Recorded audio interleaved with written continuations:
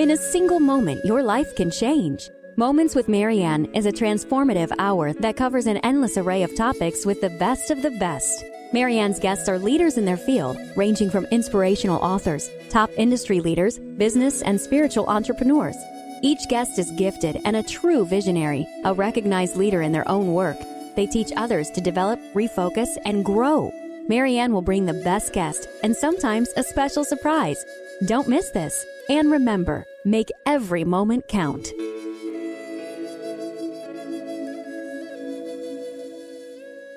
Welcome to Moments with Marianne. Today we're here with a very special guest, a gentleman that I have been supporting and very happy to introduce, Rabbi Ari Sitner. So welcome to the show, Ari. Thank you, Marianne. It's a pleasure to be with you today. Hey, it's a pleasure to be with you too. So we kind of bumped into each other on Kickstarter of all places, and I was so intrigued by your story.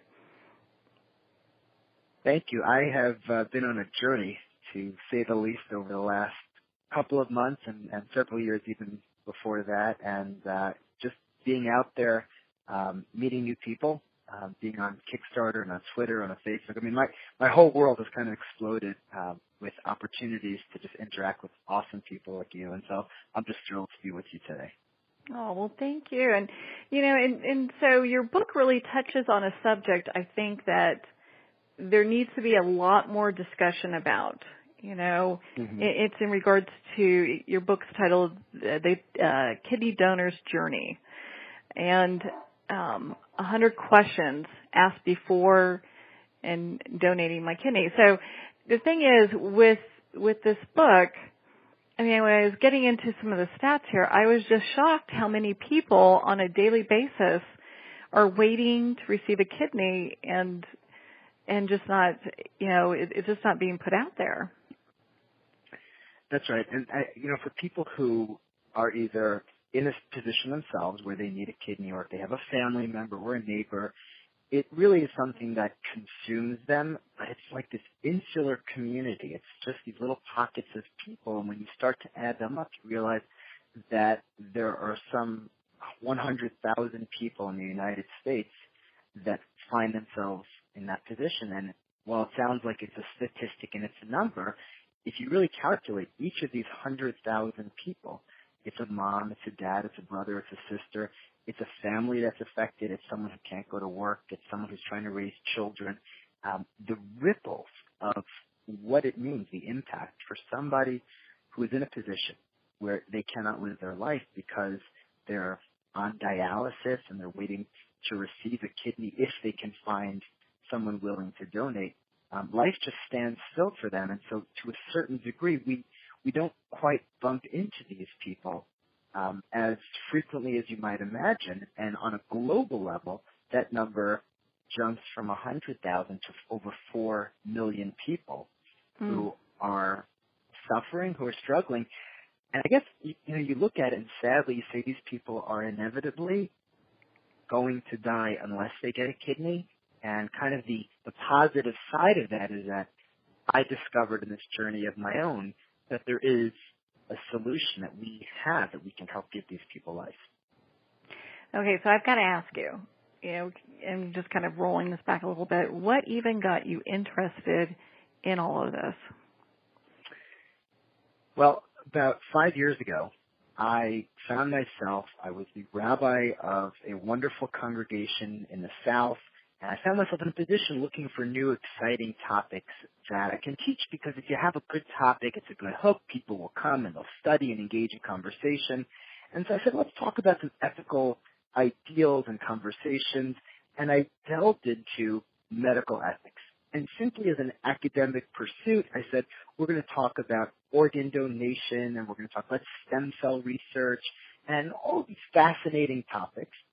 And I did tons of preparation, and I stood up in front of my congregation. I gave this whole pitch, and by the time it was all over, I looked at sort of the pros and cons of the ethics behind kidney donation, and I said, guys, you know what? Based on our value system, not only is kidney donation something which is permissible, but it's encouraged because you can save a life, and what's greater than saving a life? And I remember going home that night after that class, and I just looked in the mirror, and I said to myself, Ari, you're such a hypocrite. How could you stand there and tell your congregation that they should go and give a kidney to save a life, but it's something that I myself would never do because, after all, it's a crazy idea. And that was the moment that simply triggered the question in my mind as to whether it's something I should even consider in a realistic way. Mm.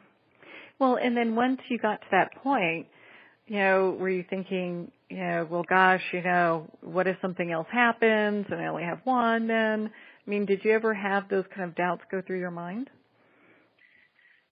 I cannot tell you how many times those doubts went through my mind. As a matter of fact, it's that struggle that really prompted me to write the book, because if a person wants to just go online and find information that answers questions about kidney donation, there's plenty out there.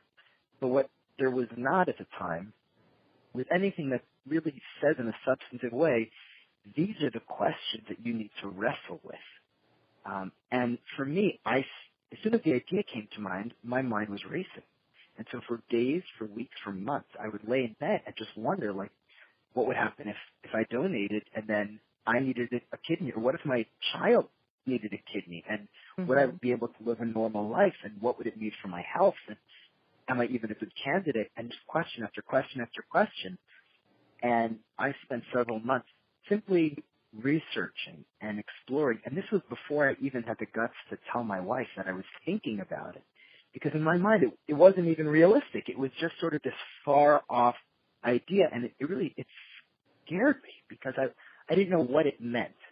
And the beauty of what I was able to do in putting this book together is really laying out a roadmap that shows people, yes, it is overwhelming, but if you can break it up and say, well, what is the testing process about? And then what is the preparation for the surgery? And what is the surgery? And what happens afterwards? And what about recovering at home? And what about the rest of your life? And to look at each and every one of those pieces in little stages with all of the questions that go into that, then you get a glimpse into my mind, because I answer what my experience was. And I can't speak for everybody, but my experience was one that was so transformative, because, on the one hand, to say, am I willing to go through a surgery that I don't need and put myself through possible pain or suffering?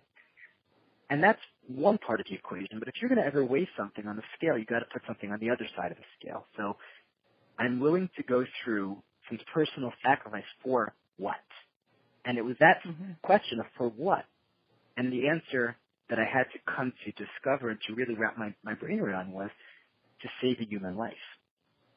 Okay, how far would I go to save a human life? And, what does that mean? I mean, if you saw a burning building and someone's in there screaming for help, or if somebody were drowning and you were just walking by and you saw someone, would you go? Would you jump in? Would you try to help save another person? How much risk would you be willing to take? And that's a personal struggle, and I think kidney donation is not for everybody, and my book doesn't intend to convince people, but to at least present the questions that sort of as a society, as humanity, we can look at these fundamental ideals and say, what is life about? Is it about me, or is it about something that's greater than me?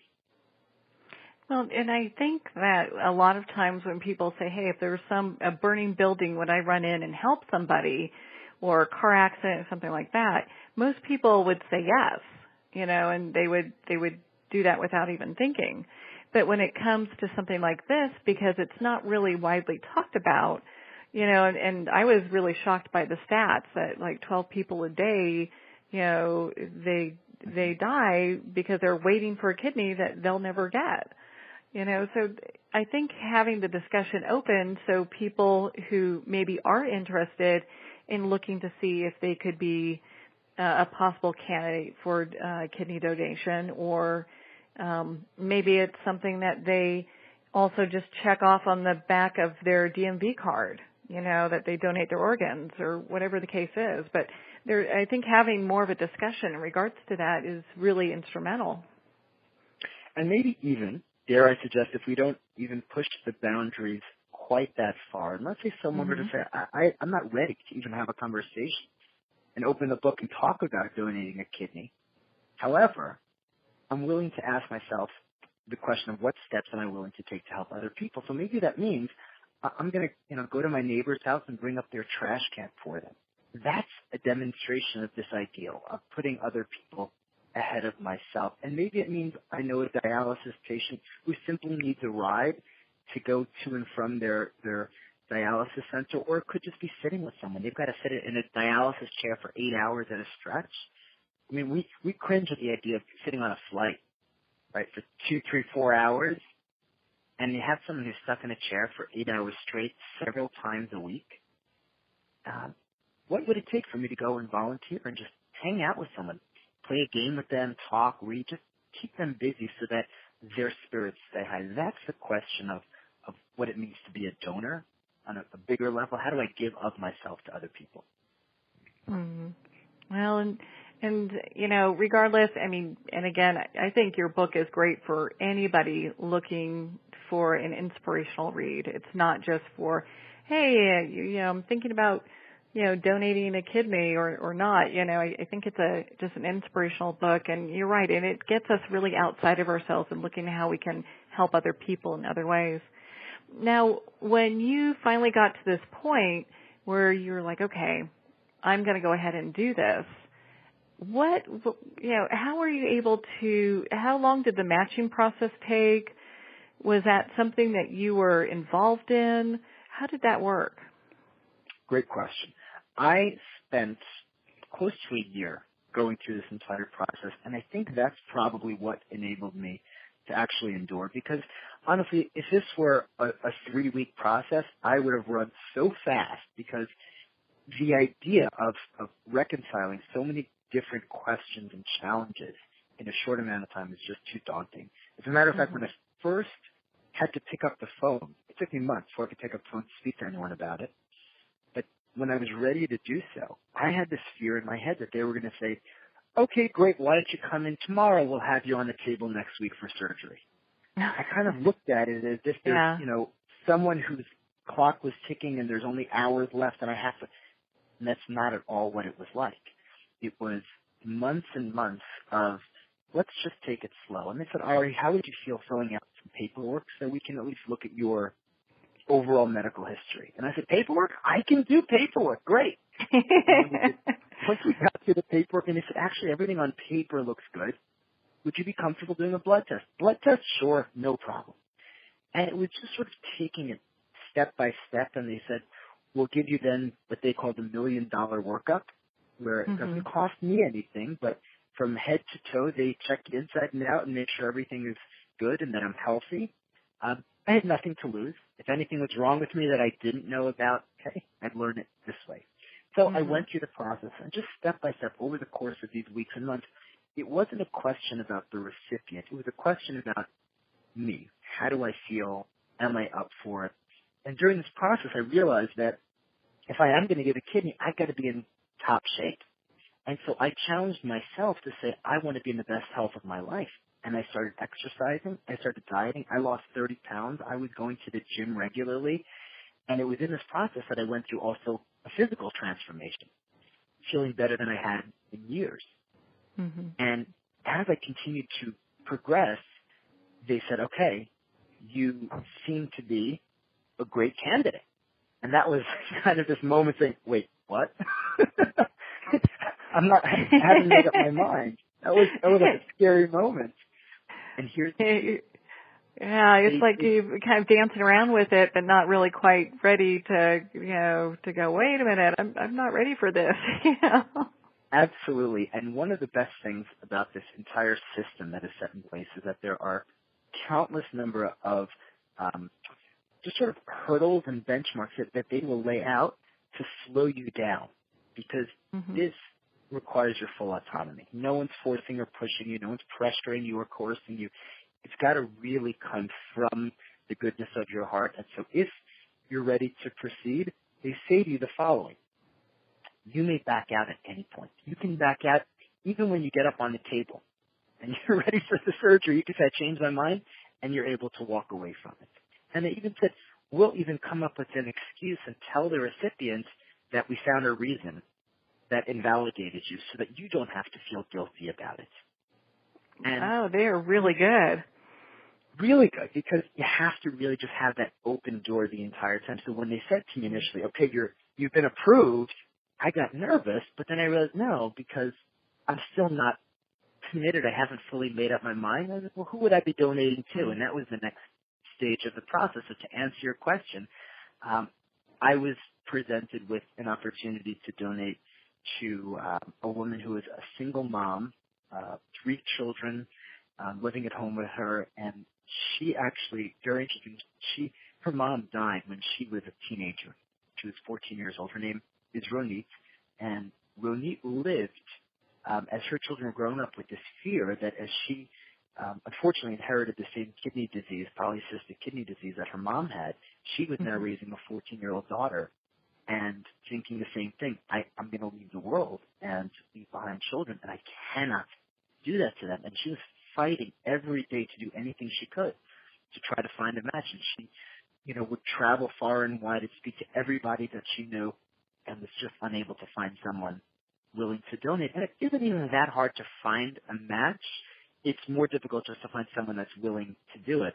And so when I heard about Ronit, it really spoke to me. And I said I would be so honored to be able to share a piece of myself with her.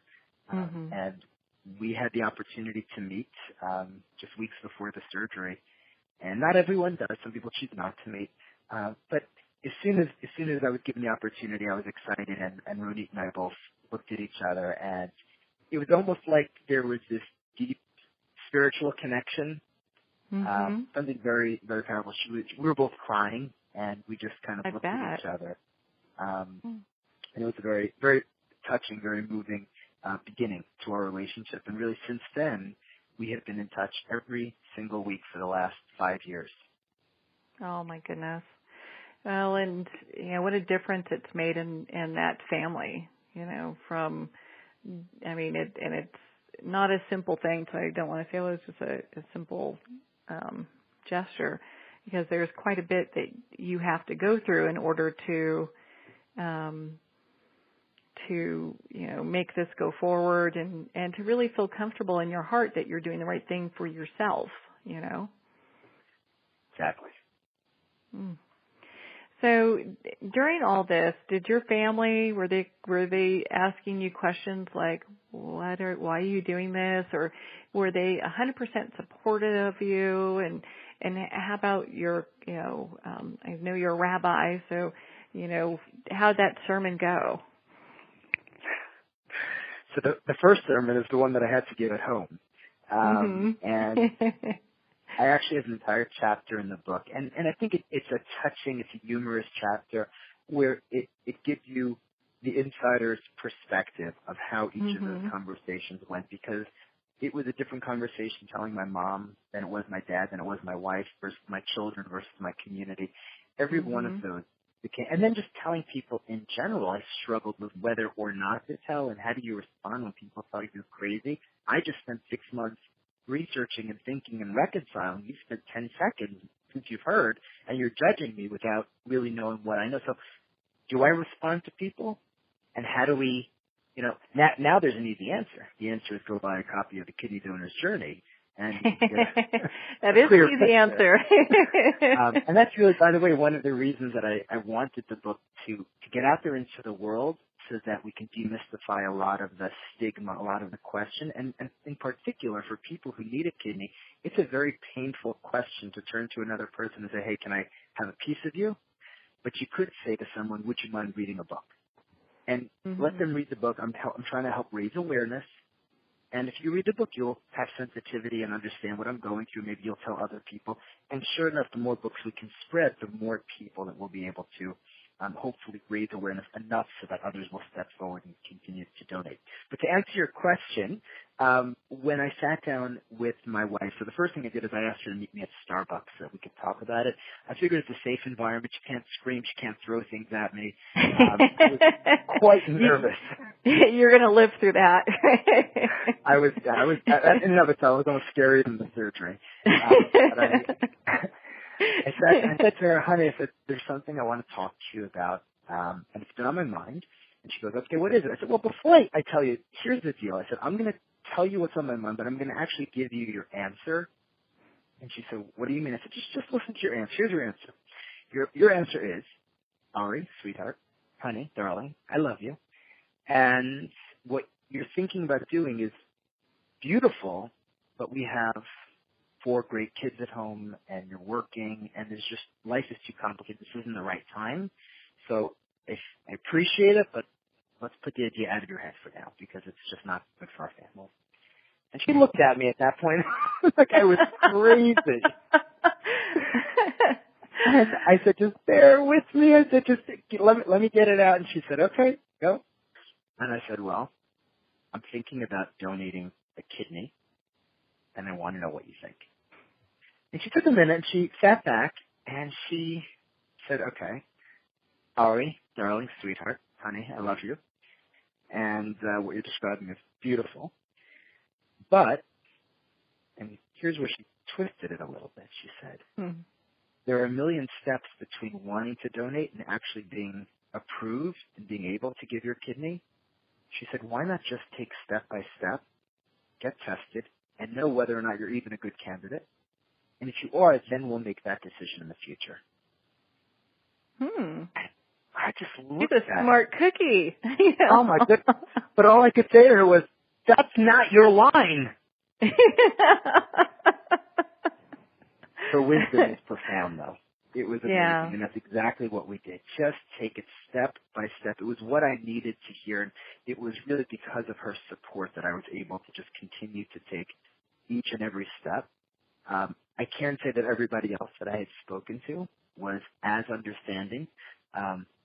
My dad, for instance, was particularly concerned, and I go into great length in the book to describe what his concerns were. And then it hit me. My gosh, as a parent, if my kid came to me and said, I want to voluntarily put myself under the knife, I would say, absolutely not. Are you crazy? You've got kids. Don't risk your life for some stranger. Worry about your own family first. And I really, truly understood it through my father's eyes, but I couldn't quite convey to him why this was so important to me. And until I was able to fully appreciate it, I circled back with him after, again, the weeks and weeks of processing it. And I said to Dad, as a father myself, I would have said the same thing to my children, but this is something that's very important to me. And so I said, I'm not asking for you to agree with my decision. I'm simply asking for you to support me. And he said to me, Ari, he said, I'm very proud of you. I strongly disagree. Aww. I'm very proud, and I will be there with you in the hospital and do anything that you need. So there was that struggle that you have to just go through. Talking to my children was a really tough conversation. In fact, my wife and I said that if our children are against the idea, we just won't do it. And when I sat around the dinner table with my kids and I brought it up, my second child, who was about 8 years old at the time, he started crying because this sounds really scary. He said, Dad, don't give your kidney. I don't want anything to happen to you. And my older child said, yeah, I agree. Don't do it. And my wife and I looked at each other and we said, well, after all this, I guess that's the end of the road. At which point my son then said, but Dad, who would you be giving your kidney to? And I said, her name is Ronit, and she's a single mom, and she's got 3 kids. And my older son looked at me and said, well, in that case, I think you should give her your kidney. Aww. Wait a second, you can't keep changing your mind. This doesn't make sense. And both my kids said, no, you got to do it. You should do it. And I'm like, why are you changing your mind? And listen to what my older son said to me. It was the most divinely inspired comment that gave me the clarity to know that what I was doing was right. He said to me that if you have the surgery, and he's 11 years old at the time, if you have the surgery and you die because something goes wrong, we're going to be very sad, but at least we're going to have Mommy to take care of us. But if this woman doesn't get the surgery and she dies, her children will be orphaned. And for that reason, you should give her your kidney. Oh, my goodness. That's amazing from an 11-year-old. And that was with such wisdom. Wisdom. It was a transformative process, and that's what the book captures. And it's really about the whole transformation.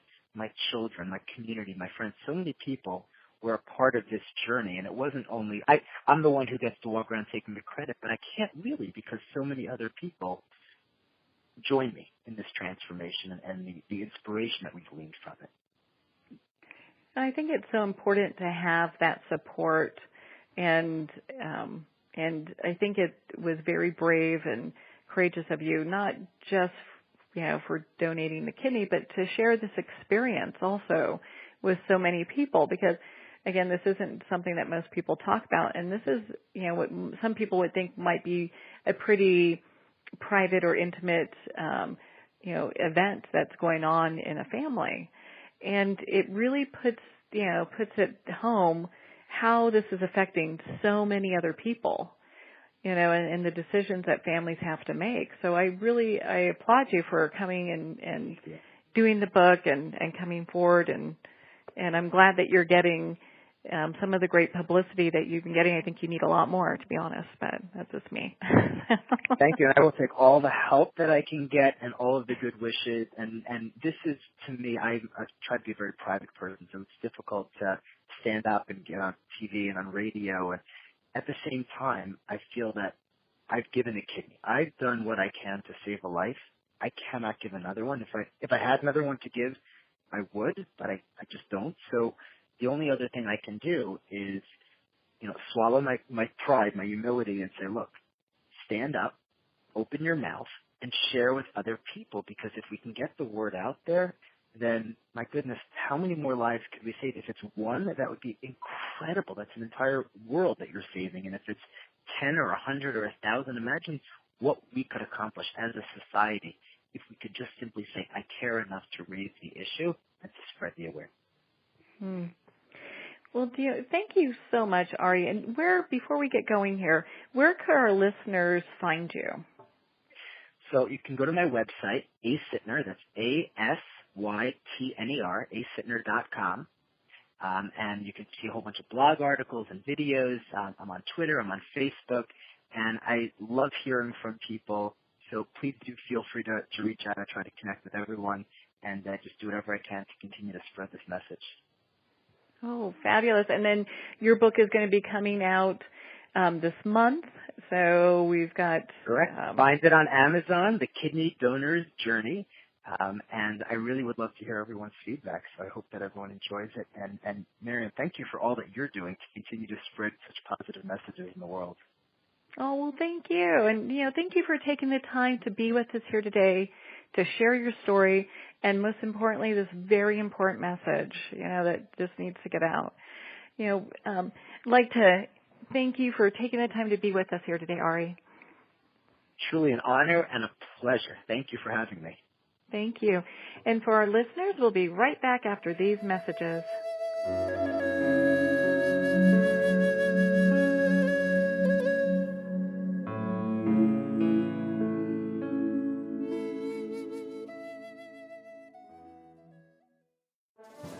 Internationally recognized and award-winning author Judy Goodman works and teaches outside the box of limited thinking. Working with people from every walk of life, her goal is to empower you to be the best you can be, no matter what the challenge is. Born with the gift of seeing beyond our normal vision, she has an extraordinary gift of working with every challenge. Teaching beyond conventional wisdom, her work is described as life-changing. Visit judygoodman.com. That's judygoodman.com.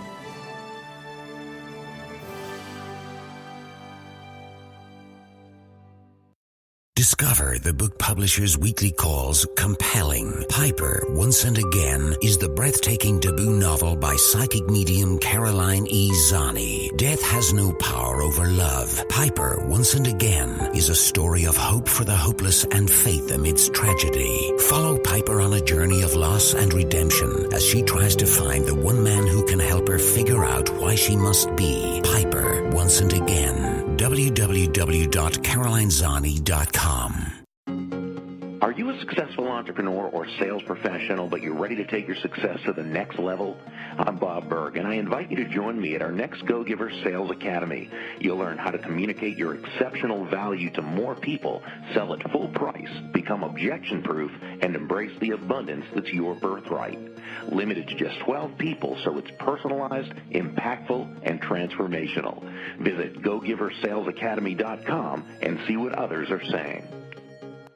For over 4 million people, the clock is ticking as they hope and pray for a miracle, waiting for someone to offer them a kidney and another chance at life. Ari Sitner answered that call. Ari is a social worker, therapist, rabbi, coach, consultant, and keynote speaker, and the author of the new book, The Kidney Donor's Journey. This inspiring story shares Ari's remarkable experience of faith, family, and kindness as he saved the life of a single mom with 3 kids. Find The Kidney Donor's Journey on Amazon and visit Ari at akidneydonor.com. During times of uncertainty, challenges, and change, how do we find a ray of hope to move forward? In Amy Van Adde-Slater's best-selling book, Moments, Magic, Miracles, and Martinis, she offers a torch of inspiration, motivation, mindfulness, and authenticity that illuminates even the most desperate of situations with possibility. Order your copy today to see what the buzz is all about at www.amyvslater.com. This is Tanya Carroll Richardson, author of the new book, Angel Insights. I used my psychic gifts to get messages from the angels to write this book, and I'd like to help you get personalized messages from your own angels. Learn your subconscious blocks, make sense of the past and present, and receive advice about navigating your future in an angel reading at TanyaBlessings.com. Book a session with me and your angels at TanyaBlessings.com.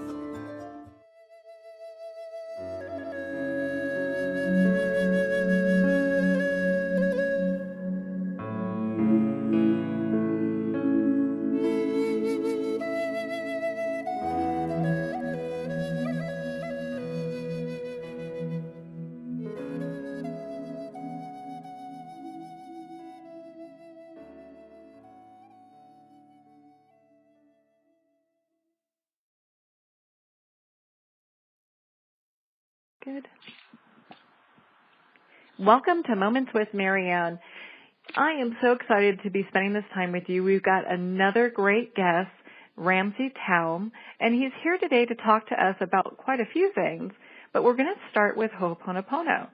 And if you remember Ramsay, he was on the show a couple months ago, and he's back here to share with us some Hawaiian wisdom, some insights, things that can make our life a little bit better. So welcome to the show, Ramsay. Thank you, Marianne. It's good to be back. Thanks for having me. Oh, it's such a joy to have you here. Now, you were just, I'm just so impressed with the information that you have and the knowledge I know that you have been shared with the elders have shared with you. And I'd love for you to share some of that information with us. And I guess a good place to start is just, Ho'oponopono. How's that play Sure. with our lives now? How can we use that? Well, the concept of Ho'oponopono really is to make right. Many people have described it as problem solving or conflict resolution. When really, those are things that can occur when you do Ho'oponopono. But Ho'oponopono is really about creating a preferred condition. So let me frame it this way. If you and I were going to a conflict resolution seminar or a problem-solving workshop, we would likely start out with the problem or the conflict. And so if there's 60 people in the room and you ask everybody what the problem is, they essentially would then state their perception of the problem. So in that case, we have an elephant in the room, right? We bring the elephant into the room and spend the rest of the day trying to get the elephant out. That's problem solving and conflict resolution. The reality is that when 60 people decide that they want to talk about a problem, you end up with a herd and not just one elephant. Because now you have 60 different perceptions of elephants, and then you have individual disputes between the description of the elephant. Mm-hmm. So I have a problem with your problem with the elephant, and you have a problem with somebody else's problem with the elephant. And so problem solving and conflict resolution tend to focus on problems rather than on solutions. Ho'oponopono is really intended to look at creating preferred conditions, creating a condition where the problem, acute or chronic, no longer exists because we've shifted the conditions and removed those things that would trigger these problems in our lives. And in the case of the teachings of Auntie Morna Nalamaku Simeona, the Kahuna La'au Lapa'au who taught me, that requires us to go into a deeper state of one memory. What are the memories? What are those things that an emotion or a response or reaction is connected to? And by releasing and transmuting that memory into something new, we no longer are triggered by the stress triggers in our lives. Now, that could be a person, could be a sound, a smell, anything that would remind us, our deep memory, that then poses as a barrier or obstacle to our moving forward. So many of us today live in lives that are driven by conditioned responses rather than informed choices. And while many of us think we're making choices, in many ways what's happening is that we're really reacting to whatever stimulus we're getting because of these deep memories. Sometimes these are ancestral memories in many cases. And it acknowledges that our great-grandparents 10 times removed are still with us. We are them. We are their hair. We are their eyes, their color. And they didn't just pass on their genetic memory in terms of physical characteristics. It's recognized and understood that they passed on other memories so that we would recognize the shark that walks on land, you know. And what I mean by that, if my great-grandfather 10 times removed was a shark hunter and he was successful at it, he would have passed on that memory to me and to his grandchildren so that we would successfully engage sharks as well. I may not be in the ocean anymore, but I recognize a shark when he walks in the room.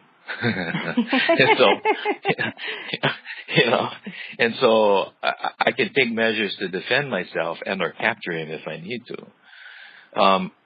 Similarly, our ancestors have passed on fears as well as their anxieties. And so many times, many of us are triggered by something we have no idea why. All of a sudden we become angry, fearful, or anxious, when in reality, much of this has to do with the protective responses that our ancestors delivered to us. And so in today's world, when there's so much stimulus, sometimes coming from places that we least expect, it's important for us to do this kind of cleansing. And Ho'oponopono happens to be a practice that I have found over the years is quite effective because it reaches into a deeper place that very few of us have access to or access on a daily basis. Yeah. So is Ho'oponopono something that you would be able to, like, I believe it's a prayer, if I remember correctly. Is that something that we would be able to share with our listeners now, or is it something that they have to take a course for? There is a course, but I could also do, if not now, maybe in another session with you, we can actually take people through Ho'oponopono quickly. And I've done it before over a medium like this. Part of the course, though, is to teach others how to do it for themselves, rather than relying on somebody else to do the cleansing for them. As we know in today's society, when we have conflict with someone or a dispute, it's very stressful to do it with the other person, and that adds more stress. And so what we do is we look for mediators, whether it's a counselor or even a physician, and sometimes even attorneys. That whole process can be very, very stressful. The process of Ho'oponopono, as it was taught by Morna, and now taught by myself and others trained by her, is really to enable each person to do the process for themselves, really by connecting with their highest form and identity, which is the creative energy called I, or divinity, God, the true mediator. And for each person's connection, as they do the process, they become clearer and clearer, which means that the world around us begins to change because the world within us changes, and which is really the powerful concept about it. So I like to say Ho'oponopono is an inside job. There are prayers, there are protocols, but I will say that there are different methods of Ho'oponopono, because the term itself really just means to correct or to make right. So I believe there are cultures and places all over the world that have figured out ways of making things right. This particular process, however, really begins to look at acknowledging the three identities, the triune identities of oneself, that we have a spiritual, a mental, and a physical identity that connected as one. And we in contemporary times would say mind, body, and spirit. But Ho'oponopono acknowledges that they're never really separate, or they are one mind. So your spiritual mind, your physical mind, and your conscious or mental mind are united as one. And when they are united and in unison and aligned, that's the term pono. That's when you are aligned, you're proper, you're appropriate, and you're now connected to that highest source of creation and life. It's when one of those minds is altered or is out. So your spiritual mind, your mental mind, or physical mind, that's when we would like to say you are now out of your mind. So when you're physically ill, your physical mind is misaligned. So we would say you're out of your mind. So to get back to fullness, mindfulness, Ho'oponopono allows those three minds to realign in proper connection. And when you do that, that's when you now are what we call in pono. You're in flow. And most of us don't realize we're not pono we're pono until we're not, right? So life is good today. We sometimes take it for granted, but then tomorrow something goes awry, and then we seek yesterday's pleasures. But in reality, Ho'oponopono is about moving forward, not back. And it does involve a process of inner work. Now, recently there have been, books and things that have come out. It's become more popular. And there have been mantras, if you would, 3 or 4 terms that people have been using to refocus. It's almost like neuro-linguistic programming, that use of NLP. If you say it enough times and redirect. So it's almost a degree of self-hypnosis. But it does help shift people from an energy of stress to an energy of calm. But unfortunately, those terms don't really do the full work that is intended in the process of Ho'oponopono, which is really to remove the memories, to shift and alter the memories that are really causing the stress. If you don't do that, it's tantamount to shoveling dirt under the carpet. You don't see it, right? Yeah, and eventually you'll trip over it, right?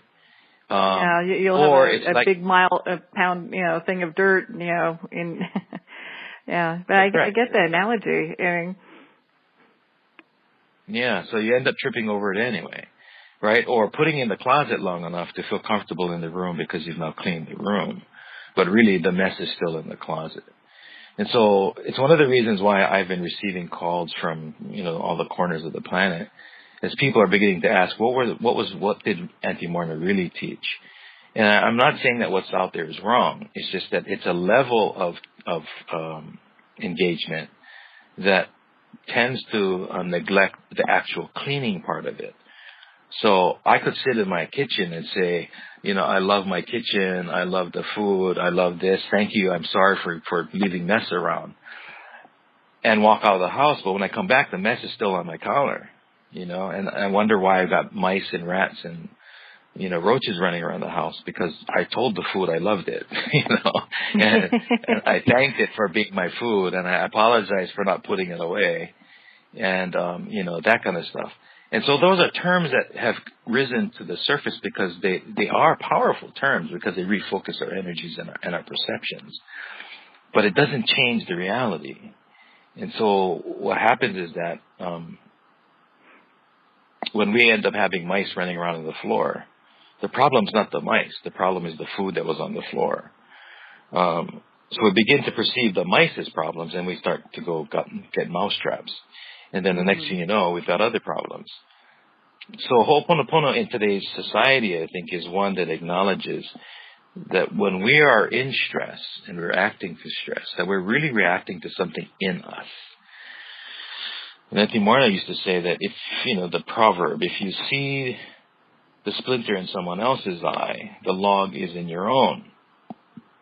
So at some point in time, if we are waiting for the people outside of us, so the conditions, the externalities around us to change in order for us to feel better about ourselves, we're really placing ourselves in victim statehood.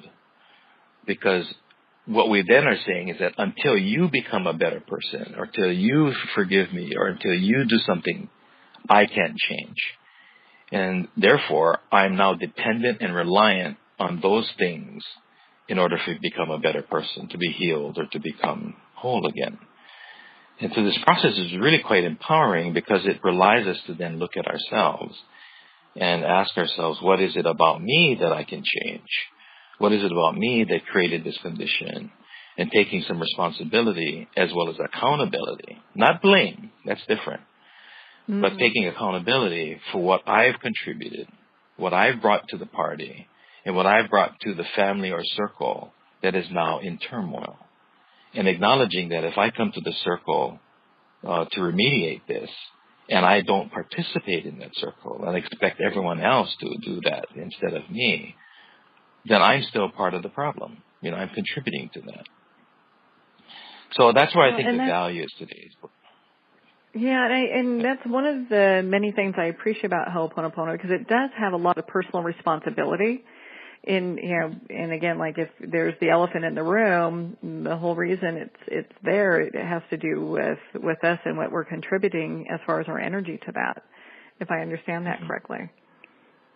It is, and what I would caution, or at least observe, and it's not an indictment, it's an observation, is that any time we take spiritual practices from another culture, one other than our own, and we begin to reframe those culture practices in the terms of our own cultures, there's a tendency to lose something in the process, especially when we start using terms and words. Yeah. It gets lost in translation. And so right now, Ho'oponopono, a Hawaiian process that has been translated into English, that is now being translated into Japanese, Portuguese, Spanish, and all these other things. While on one hand it's great that it's being utilized, which is what Auntie Morna intended. She wanted people around the world to have access to this so that they could free themselves of these issues. She was also quite adamant that there are certain understandings that were critical to that process. So when you take a Hawaiian term, which is energetic, anytime you use Hawaiian language, you're calling upon the elements. And you're moving elements of fire, air, water, and earth, as well as the human spirit. So when you utter those sounds, and you utter them in the proper cadence, the proper tone, what you're really beginning to do is manipulate energy. And I don't use manipulate as a negative term, but you're beginning to work and resonate with it. The minute that changes into something else, and you're using the definition of the word, you're no longer using the word. You've really stepped out of it. So it changes the vibration. So intention has a lot to do with it. And I'm not saying it can't be done. It's just that we need to be very cautious, because one language is word for the same word we define as fix or prepare or correct has multiple meanings. And that's precisely what happens in Hawaiian. One word can mean multiple things depending on the context of its usage, but also under what moon, sun, day, or time, and intention. So oftentimes people find it very challenging because they're using these Hawaiian phrases and terms out of context. And for some reason it doesn't seem to work. And that's one of the reasons. Well, and I know, in teaching, not just Ho'oponopono, but the other things that you teach, one of the topics that you talk about is when things look down, look up. It's kind of faced around that. And it comes, your teaching that you're bringing forward comes with a lot of personal responsibility and also, shifting perspectives. Right. I mean, and Ho'oponopono is one of those practices you use when things look down.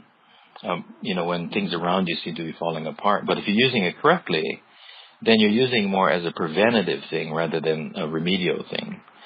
So in our culture, previously, there was a continual relationship with all things around us. So in the absence of, say, inner structure, you could rely on not so much the external guidances, but natural time. The stars, the moon, the ocean, the sea, the sky, the land, they were in sync with one another. And when we synced ourselves, with that, then that was the alignment. That was the pono alignment. So the kupuna used to tell me, when things look down, look up. And what they were really telling me was that there are actions on the land that are reflected in the sky or can be anticipated because of what's going on in the sky. So for instance, right now we are entering the time of year which our kupuna, our elders, would call the time of cleansing. In the months of September and October, and then several months following, this would be considered the entrance to the wet season. There are 2 seasons in Hawaii, dry and wet. There are 2 disciplines, and pretty much that's it, And there are 2 disciplines that really rely on those 2 seasons or have aligned their practices, and that's the farmers and the fishermen. And so for them, they each have 2 seasons. So farmers have 2 seasons, wet and dry, as do the fishermen. So in reality, there are 4 seasons, right? But they're split up between these 2 disciplines. So the fishermen on the Big Island, for instance, this time of year that I'm talking about, the month of October was known as Ikua. And that word Ikua refers to the loud or thunderous voice. So it's describing what's happening in the heavens, thunderstorms, rain, and the like. And what it acknowledges, and it tells those in the lowlands, the coastal areas, when you look up to the mountains and you see those storms in the mountains, one, you know 2 things. One, don't go to the mountains. It's dangerous, it's hazardous, you can slip and fall, plus there are landslides and etc. But it's also a time when the mountains, the land, is cleansing itself. So everything that fell during the summer died and dropped to the floor, the ground, whether it's fruit or animals, is now being washed from the mountains to the sea. So anyone living down at the ocean could look up at the mountains, look up at the sky, and begin to take guidance in terms of where they should be and shouldn't be. So in addition to not going to the mountains, they also know that you didn't go to the sea unless you were very skilled and you wanted to challenge the ocean. Because at this time of year, not only is the land cleansing itself, but like all things that are in balance, the ocean is cleansing itself as well. So this is the time of cleansing. Now how is the ocean cleansing itself? Yeah, good question. The cleanup crew, I call them the cleanup crew. These are what we call mano in Hawaiian, or the sharks. And so the sharks have been known to frequent nearshore waters at these times. In fact, the scientists are telling us this is the time that they pup. And so new generations of sharks are coming in at this time. So that generation is being trained by the previous generations that this is the time to be near shore. Why? Well, because the aina, the land, is cleaning itself and presenting the ocean with an abundant food source. So we know that in nature's synchronicities that certain species will have more children, right? When there's an abundance of food. In the absence of food, they have fewer children. In this case, when the abundance of food, then the sharks come in and they have more children, the next generation. Mm-hmm. Well, natural time has dictated this relationship for eons. So the sharks have been doing this forever. And at some point in time, the human observation says, I don't think we should go in the water right now because the sharks are eating and they're doing their job. That's natural time. So let's talk about artificial time. Artificial time in contemporary times is during these cooler months, visitors from colder places in the world choose to come to Hawaii. And they want to spend time in a warm tropical climate. And part of that involves going into the ocean.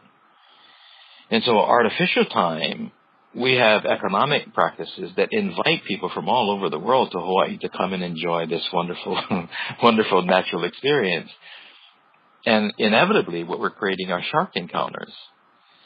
And so recently, we've been registering and looking back at the record, and people are scratching their heads and wondering why the shark brought so many shark encounters. And another word for that is attacks, right? Mm-hmm. Why have there been so many shark attacks in the month of October, November, or September? Well, when we look back to the ancestral calendar of natural time, we may have an answer for that. There are other things, of course, that are contributing to that. The fact that we've probably overfished the oceans. And while we have to go farther out to sea to find food, the sharks are coming closer to sea because they can't find it either. And so we have created a condition that, interesting enough, full circle to what we started in our conversation, which is ho'oponopono. How do we make this right again? Right? So yes. We're now at the time of cleansing. So each of us has an opportunity to look within ourselves. And so as the land cleanses itself, and as the sea cleanses itself, we too have an opportunity to cleanse ourselves. And so, for me, that's an exciting connection to make. That we are at the time, before the new year starts, as the old year closes out, to go into our closets and begin to remove those things that no longer serve us. You know?